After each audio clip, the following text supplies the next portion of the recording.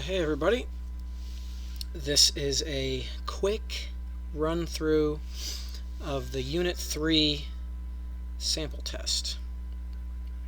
Probably won't be that quick, but the directions here for number 1 talk about how you need to evaluate each integral or state that it diverges and show the work and stuff.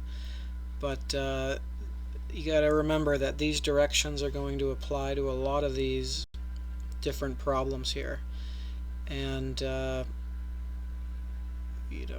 it includes the whole or state that it diverges in case you're talking about an improper integral, like let's say you were integrating something from 1 to infinity.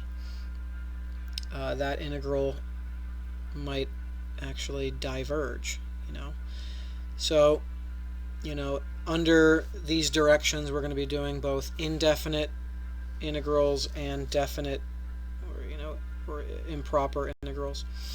So when we look at number 1, this is just an indefinite integral, so no worries about it diverging here in this one anyway. So in this unit we learned some more integration techniques, and we also learned about, we learned a little bit more maybe about L'Hopital's rule and about improper integrals. So the new tricks that you now have up your sleeve would include integration by parts, which in the same breath you would say integration by tables, same thing. And different algebra tricks, splitting up into partial fractions is something we learned as well. So looking at number 1, I don't think integration by parts fits this, but maybe partial fractions, right? Remember, as long as the bottom can be factored, and as long as the bottom has a higher power than the top, because if the top had a higher power than the bottom, then you would actually divide first. You might do polynomial long division or something. But if the top only has a power of 1 and the bottom only has a power of 2, and like I said a few seconds ago, if the bottom can be factored, then it's a really good candidate for just splitting it up algebraically into partial fractions.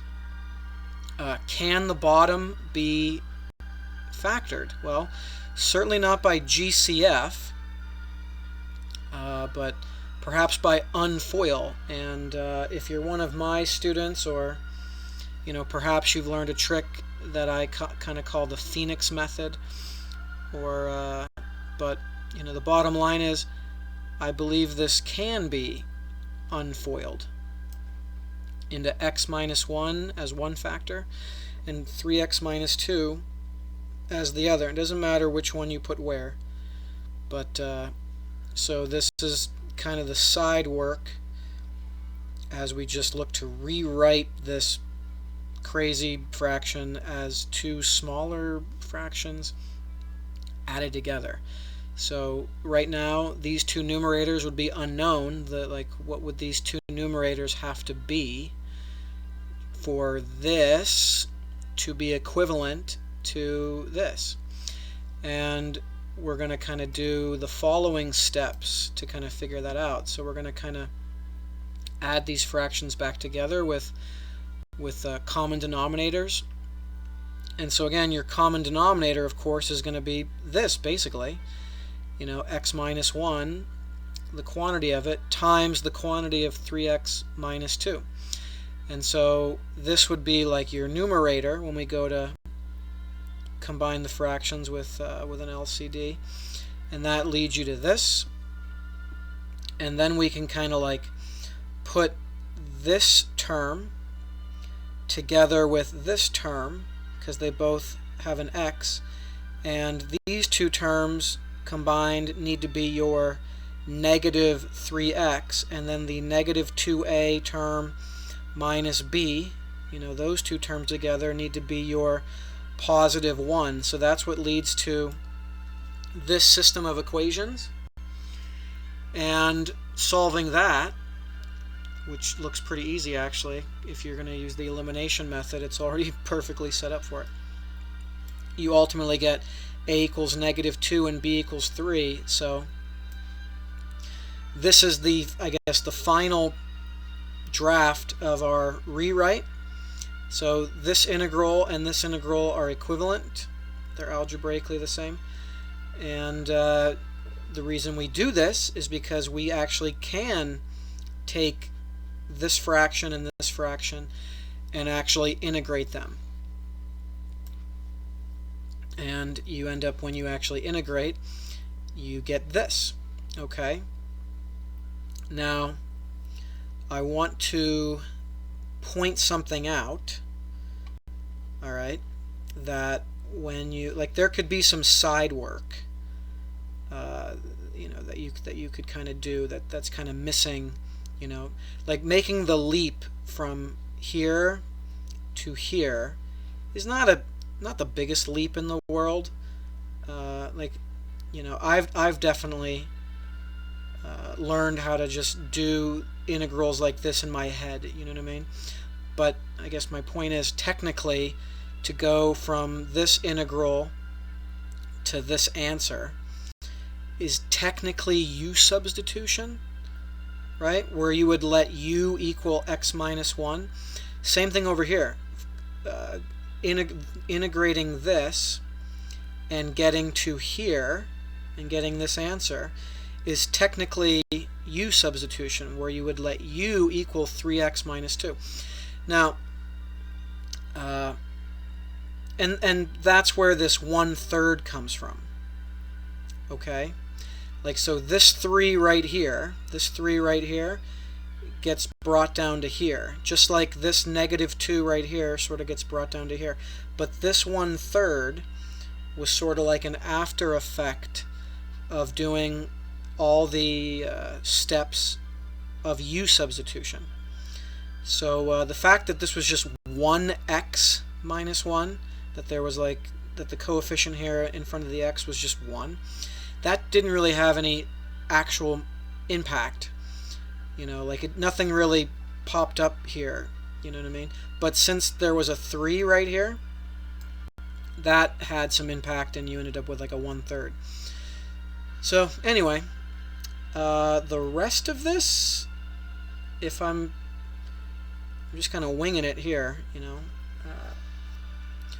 would just be kind of cleaning things up, right? So obviously 3 times 1/3 is just 1. And it looks like I swapped these. Me personally, I'm not going to be too stingy on how cleaned up and what your final answer looks like. Obviously 3 times 1/3, you should do that. But swapping these so that you can look at this as eventually a quotient rule, and you can kind of condense the logs back together. I'm not going to be expecting that. I don't think I'm going to take off any points if all you did was did this easy multiplication and just left it as is, as your final answer. But so that's number 1. Number 2, another just indefinite integral, right? It's not an improper integral or anything. So what do you think would work here? What method? And again, considering this is not notes, it's a sample test, I guess I'm just going to assume that you already thought about this, and it's not like you're looking at this for the first time. You've probably already tried these problems, so maybe I should just start cutting to the chase a little quicker. So this one is integration by parts, and it's one of those ones you can just do integration by tables to do your integration by parts. And I think well, you know, the 2x squared is the part that we're going to be wanting to take the derivative of to make it simpler. And so it looks like the sine of 3x we're going to keep integrating. And again, this is technically, to take the integral of the sine of 3x, technically it's u substitution, and you would let u equal 3x. And after all those steps, that's why you end up with a 1/3, you know, included in this answer. And then when you keep integrating, you end up with like another 1/3, and so you end up with 1/9, and then another times 1/3, and so here on the next round you end up with 1/27. Okay, just because of what's technical, because of you're technically doing u substitution, letting u equal 3x. So integration by tables is pretty neat and tidy. It's very, very nice. And so that is your final answer. Don't forget the plus C. Number 3, from 1 to infinity. So that's an improper integral. So we're going to be needing to do a limit. And, you know, just think of it as going from 1 to b and let b approach infinity. And so this is a quick rewrite, you know, 2 over x cubed, just rewriting it so we can integrate. Now, this is like basic integration, right? I don't think we need one of our new fancy tricks to integrate 2x to the -3. So that's going to get you negative x to the -2 power. And then we're going to be plugging in b and also plugging in 1 and subtracting them. Of course, this ends up as a plus because we're subtracting a -1 to the -2, right? So minusing this negative, it ends up being plus. And so now comes the time to actually think of, you know, b approaching infinity. So if b approaches infinity and we have like numbers that are getting bigger, well, with that negative out in front, right? But it's a negative exponent. It's a negative exponent. So hopefully you know what that sort of means, that it's kind of like having 1 over b to the 2nd power. And you're letting b approach infinity. So that's going to mean that this whole part approaches, you know, 0. Well, I guess, you know, -0, right? But whatever. -0 is 0. So, and then 1 to the -2 is 1, and so your final answer ends up being 1. So final answer is 1. Number 4. What are you going to do with this one? 3x squared times the natural log of x. Okay, so this one's going to be integration by parts, and remember, this is not one of those this is one of the examples or one of the problem types that integration by tables won't help you out. So you have to actually go through all the motions of integration by parts, right? And also remember, it's not just that, like also remember that this is kind of like the exception to the rule, where like normally you want to let u equal the thing that's going to get simpler when you take the derivative of it, you know. So normally your normal strategy is to let u equal 3x squared, so you can keep on breaking it down.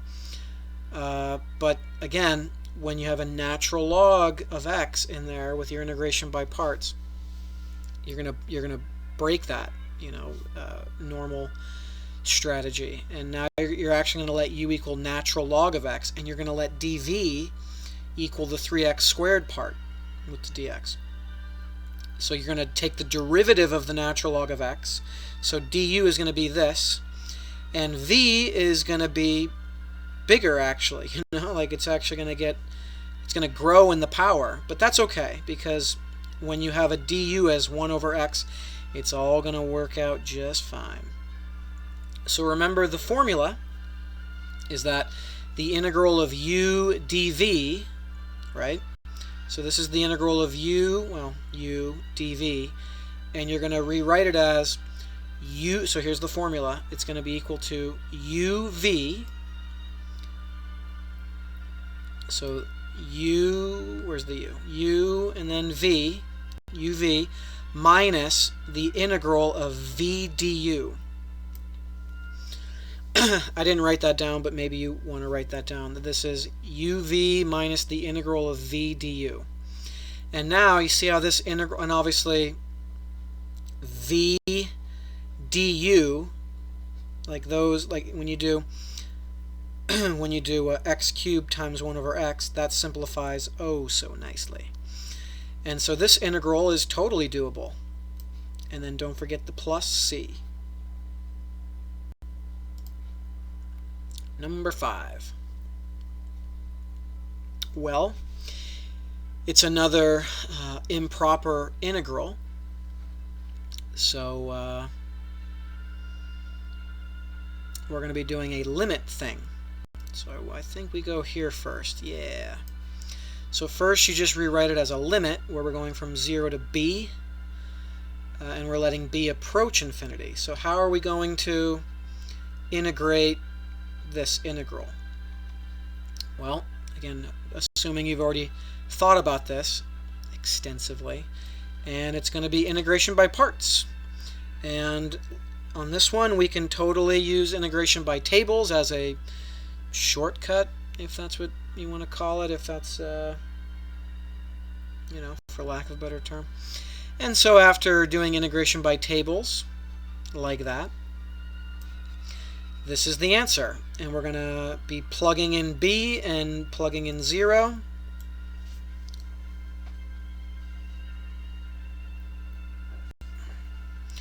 And so, plugging in b, right?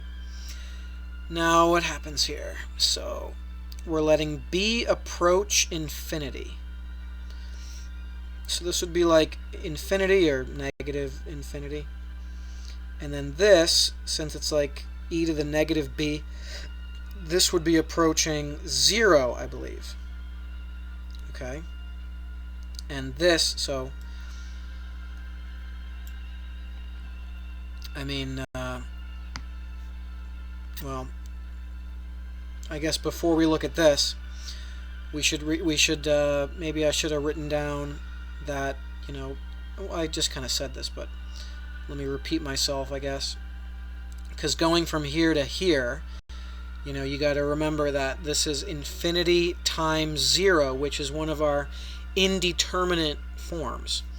And so what do we do with those kinds of... Remember, if it was like infinity over infinity, or if it was 0 over 0, we could apply what? L'Hopital's rule.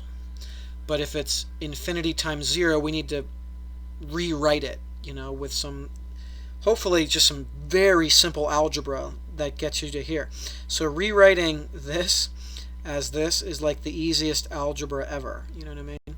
And so now what this is it's no longer infinity times 0. Now it's infinity over infinity. There it is. And so with infinity over infinity, we can do L'Hopital's rule to this. So what do you get when you hit this with L'Hopital's rule? Well, the derivative of the top is just going to be 1, but the derivative of the bottom is going to be e to the b still. But, now when we let b approach infinity to that, and again, I didn't write that down, but hopefully you can visualize this, or you feel free to write this down somewhere. After you apply L'Hopital's rule, and then again, let b approach infinity, it's just going to go to 0. And then this over here, also 0. And then these are just regular numbers over here. There's no b's to let approach. So we end up with negative 1. That's 1. That's 1. So all together, when you put all these together, you get a final answer of 2. Number 6. Oh, this one. What would you do?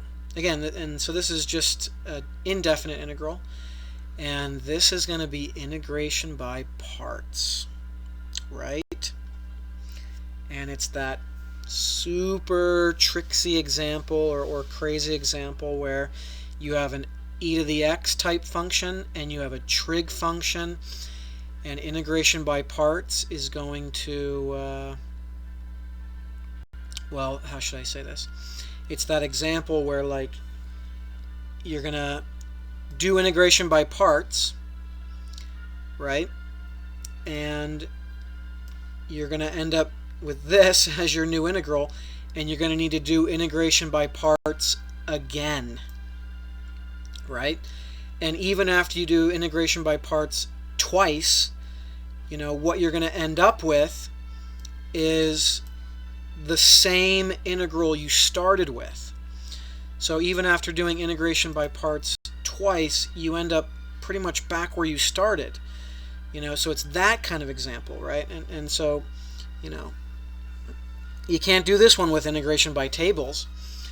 And so anyway, let me just make sure there was no special comments I wanted to make. So here I let u equal e to the x and dv equal the cosine of 2x dx. So remember, you're taking the derivative of this to get to here, and you're integrating this to get v. And because this is technically through u substitution, you end up with this 1/2, okay, in your answer. So and again, integration by parts formula, this is all going to equal uv minus the integral of v du, and I brought the 1/2 out in front, okay? And then we need to apply integration by parts to this guy. So this is out here, but then just to, just to that, to this integral, we're going to apply integration by parts again. All right, and we get all this, and so, you know, this is going to be brought down as well as this minus 1/2, and I'm going to be on the next step, I'm going to be replacing this part of things with another, like, sort of nested formula of uv minus the integral of v du to get to here. So this was from the first integration by parts formula, and then this is where the second integration by parts formula got sort of inserted, okay? And so I think on the next step I just kind of clean things up. Like I probably am going to distribute this, because again, you see how this second round of the formula is in these parentheses. Like, you're darn right. You know, because we're multiplying negative 1/2 times this whole integral. So whatever I'm replacing this integral with, I'm definitely going to be putting in parentheses. So that's where the pink parentheses are coming in. So I think on the next step I'm just going to be distributing this negative, and again it is a negative 1/2. And so I end up with a plus 1/4 and then a minus 1/4, okay? So I hope you remember what happens next. You know, what we've ended up with is like the exact same integral we've started with. And in a way, it almost seems like we've just wasted a whole bunch of time, but no, we haven't. We're going to use this to our advantage, okay? And the original problem is like the left side of like an equation. And so now what we're going to do is add this to the original problem, like, which we can say is on the left side, and we end up with 5/4, because this is like 1 integral of e to the x cosine 2x dx, and if you add 1 plus 1/4, you get 5/4. And so now what we're going to do is solve for what's here in gray by dividing both sides by 5/4. In other words, multiplying both sides by 4/5. Because dividing by 5/4, you know, multiply by the reciprocal, same as multiplying by 4/5. And so you get that when you multiply both sides by 4/5. And just like one of the earlier problems, you can definitely stop here. Like, you can definitely say that this is your final answer. I think on this next step I just kind of, I don't know, tried to tidy it up a little bit and factor out like a GCF. But whatever. I mean, I would definitely accept that as your final answer. Or this. Number 7. I'm looking at this one and I'm thinking integration by parts, which you can use integration by tables to do that. Now, once again, we're taking the derivative of this guy, just breaking it down to 0. We're integrating this, which is technically u substitution. And when you let u equal x over 2 and you let that play out, you're going to end up with a 2 out in front. So because of the u substitution, you end up with a 2 out in front, and so this is your answer. And then when you keep integrating, and you keep letting u equal x over 2, you get like another 2, so it becomes a 4 on the next one, and then an 8, and then a 16.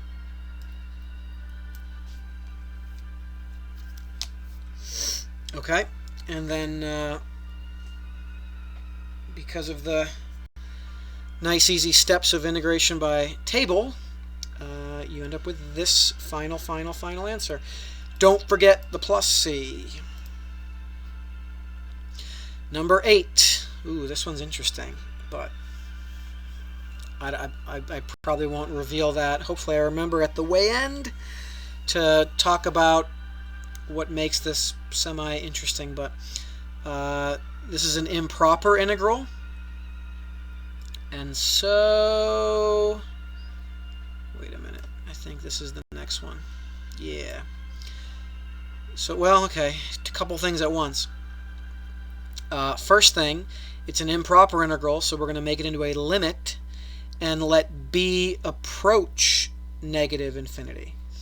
Also, we're going to be using partial fractions. We're going to, because eventually we're going to have to integrate this, 2 over x squared minus 2x. And in order to do that, we're going to do partial fractions. And so that's why I've factored the bottom into like x times x minus 2 and all the steps of partial fractions. You end up with a equals -1 and b equals 1. So that leads to this being the integral we're actually going to integrate. Okay? And so again, technically, especially this one, technically you would let u equal x minus 2 to integrate this, and you'd be like integrating 1 over u du, but nothing crazy is going to happen.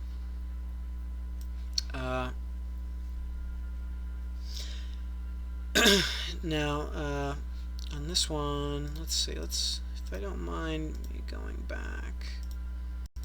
Sorry, I'm like backtracking to. I was just thinking that, well, the bottom line is sometimes you can not even include the absolute values.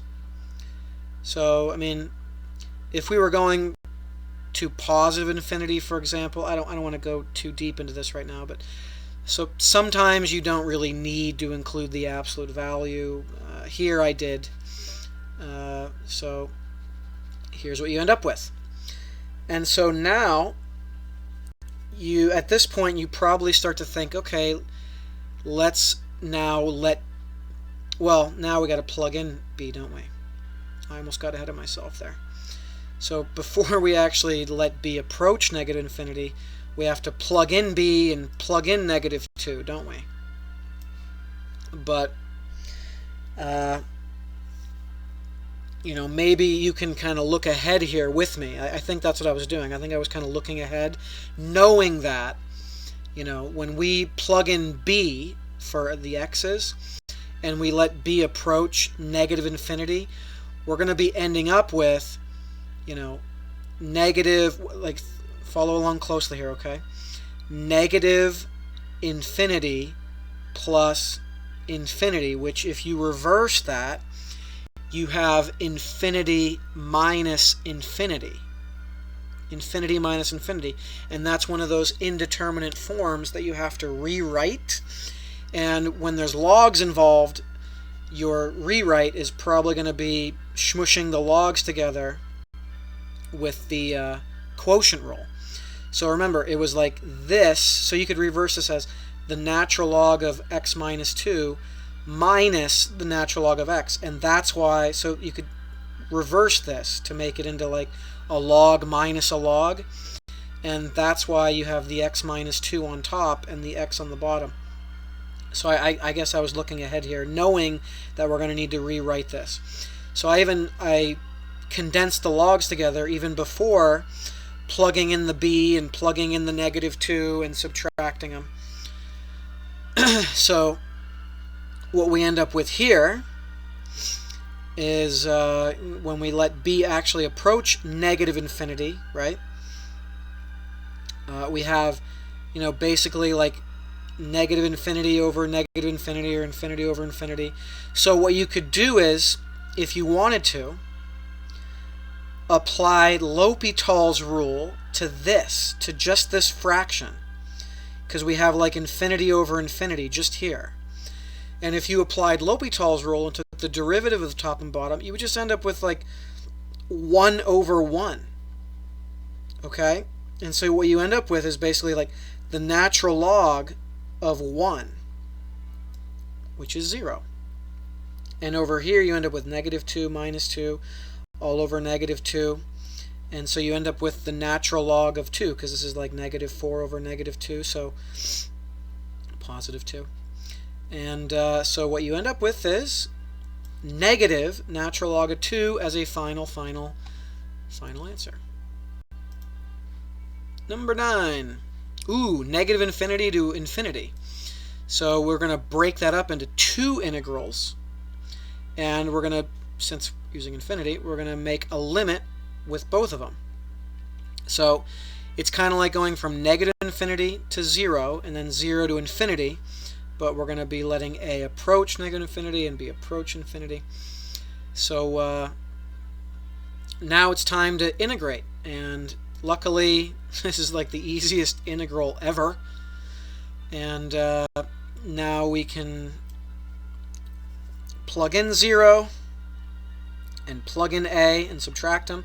Plug in b, plug in 0, subtract them.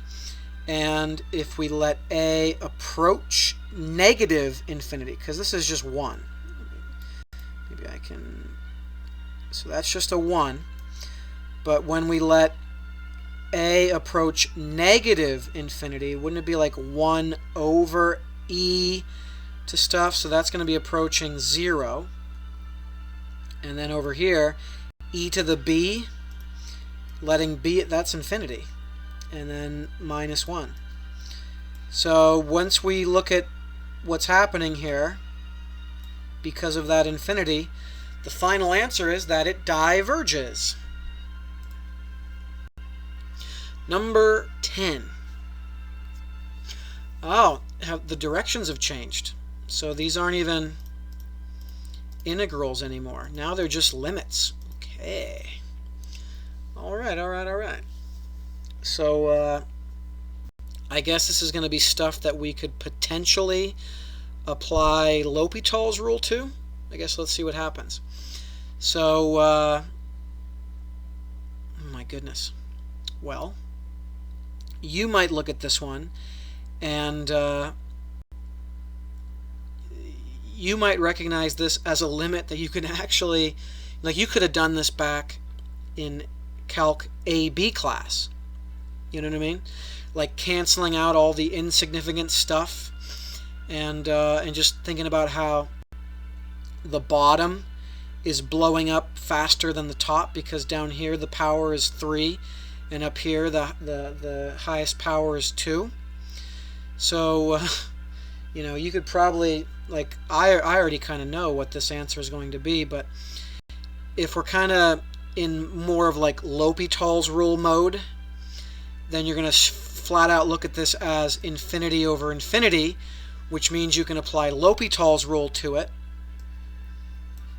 And the derivative of the top, derivative of the bottom, and then once again this is still infinity over infinity. So you can apply L'Hopital's rule again and end up with just like 4 over 6x. And then now it's really obvious, or I don't know if it's more obvious, or like I think it was just as obvious at the beginning that as x approaches infinity, this fraction is going to approach 0. Okay? So, final answer 0.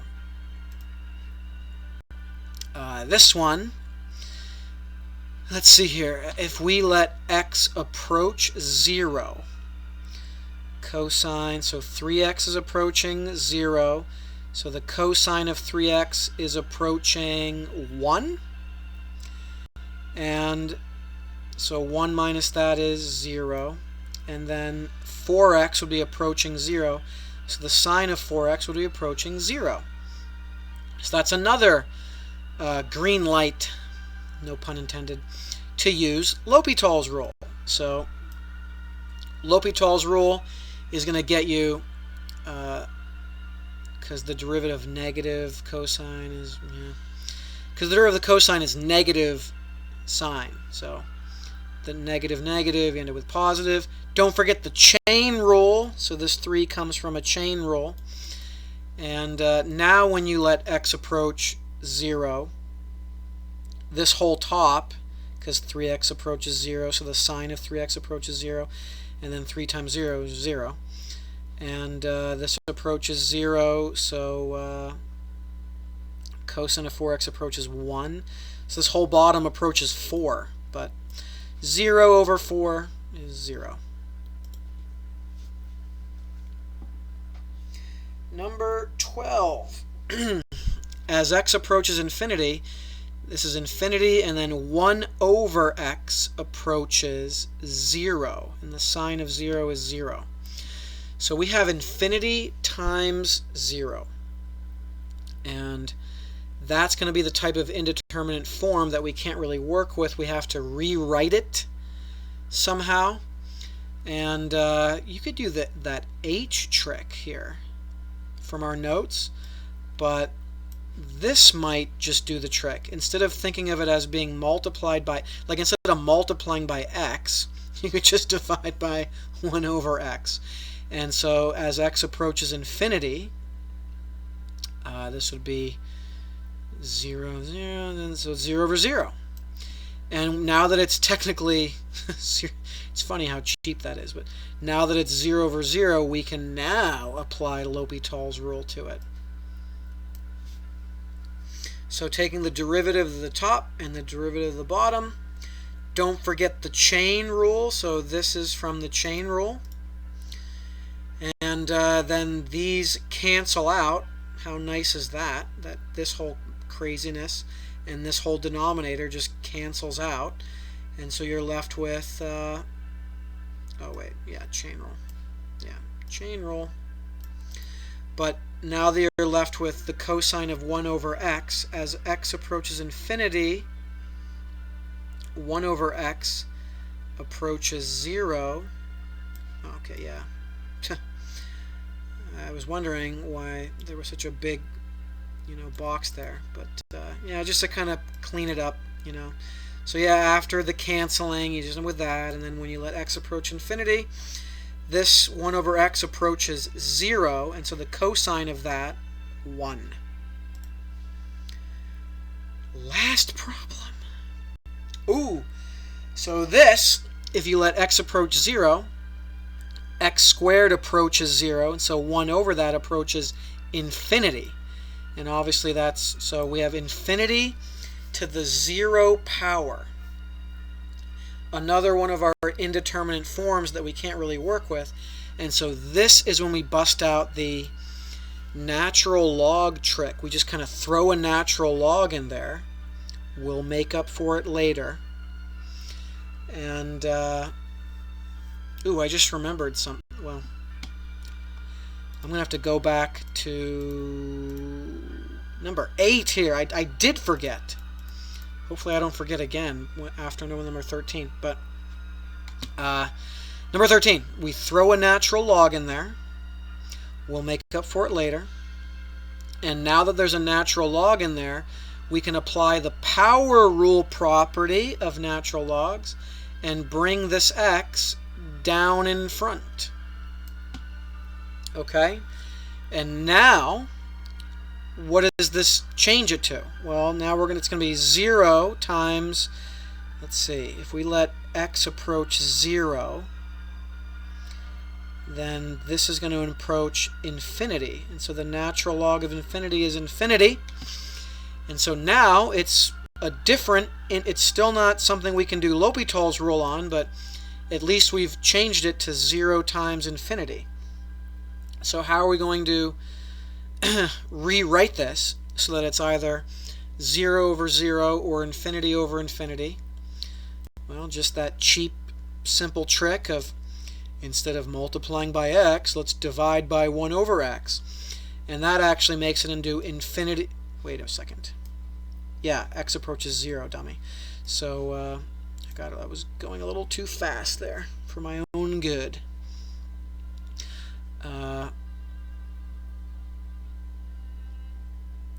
Infinity. Wait a minute. No, I'm right. I was wrong here, right? So 1 over x, if x approaches 0, yeah, what the heck? Well, that's easily fixed, I guess. Oh, this is correcting myself in live time here. I mean, that is correct, isn't it? Let's see. So 1 over x. Yeah, 1 over x approaches infinity as x approaches 0. And then 1 over x squared. X squared, so this whole thing approaches infinity. Yeah, well, whether it's 0 over 0 or infinity over infinity, we can still apply L'Hopital's rule to it. So the top, that's what I did, right? Yeah. So 1 over that, holy moly. And then don't forget your chain rule. Don't forget the chain rule, man. And so this is what you get when you do L'Hopital's rule. And that just cleans up pretty nicely. I was thinking just cancel these, but whatever. It cleans up. Eventually, it cleans up to just 2x, and so you get 0. Now, you gotta catch yourself here at the end. So perhaps in class I said, once you throw a natural log in there, just to kind of as like a means to an end, to kind of get the ball rolling. If you just throw a natural log in there, you might want to go towards the end of your working space and write an E, like near the end of it, just to remind yourself that once you get a final answer here, to make up for the fact that you threw a natural log in there, you have to put that as the exponent of E. And so our actual final answer is 1. Okay? Now, going back to number 8, I did forget, but I remembered. This is not a super big deal, but just in case you kind of notice something weird, right? Like I noticed it, but notice how this integral is going from -2 to negative infinity.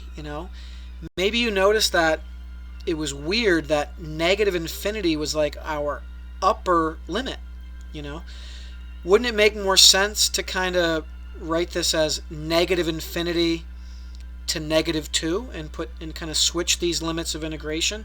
But remember, if you switch those, don't you have to kind of put like a negative out in front of that? So anyway, let's say you would have done that. I don't want to go too deep down this rabbit hole, but let's say you would have noticed that and be like, hey, shouldn't we switch these and put a negative out in front and stuff?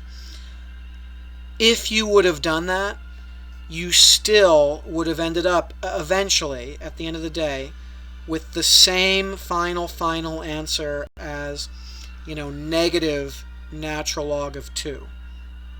You know what I mean? Because then things would have been switched and whatever. The bottom line is, even if you would have like fixed that, and reversed it and with a negative out in front, you still would have ended up with negative natural log of 2 as your final answer. Don't believe me? Try it for yourself. But anyway, I believe that does it for the Unit 3 sample test. Happy studying.